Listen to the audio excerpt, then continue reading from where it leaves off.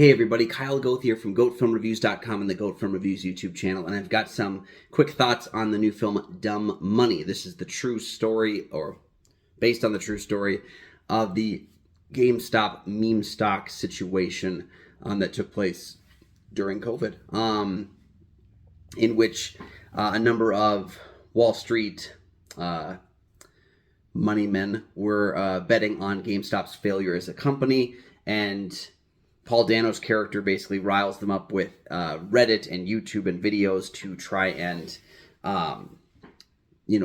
keep the company alive in order to bet against Wall Street, because the Wall Street guys make money if a company fails, which is kind of crazy. So what I liked about this film is that it does highlight some really odd things that can take place in our finance situation. We kind of talk about how, like, America's got this really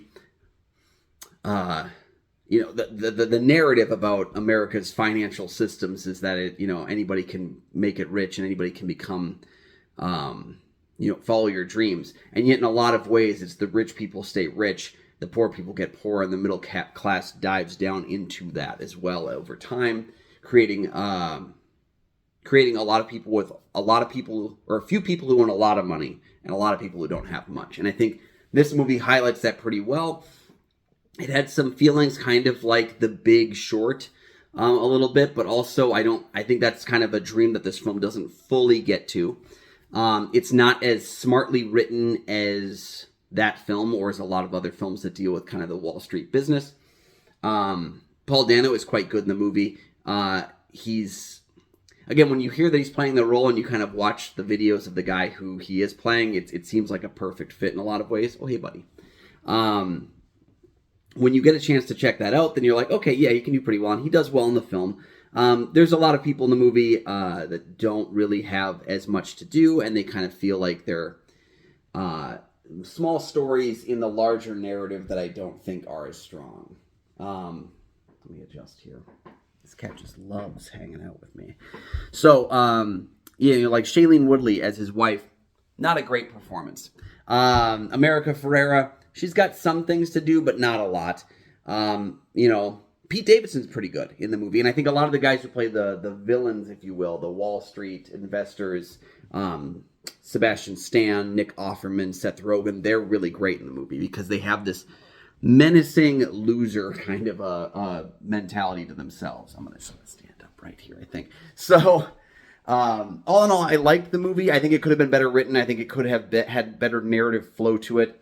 I didn't really feel like it had the impact of both explaining the situation, because I followed it, but not intensely. I followed it loosely when it was actually happening. And I feel like there was moments in the film where I didn't really fully understand the movement of the story, basically. It felt like a movie made for people who knew the story, but then at the same time, people it wasn't like insightful enough to give them a reason to watch. And because it's such recent events, I feel like you have to dive into it a little bit to create your narrative, to create your movie. So I think there's enough here for me to like the movie. There's not enough here for me to love the movie, which is unfortunate because I was pretty excited for it. But I will give it a slight recommendation because I think it's worth checking out. It's got a nice energy to it. It's from, I'm blanking on the director's name, but he did I, Tonya a few years ago, and I really enjoyed that film. And I believe he also directed a bulk, if not all, of the Pam and Tommy miniseries.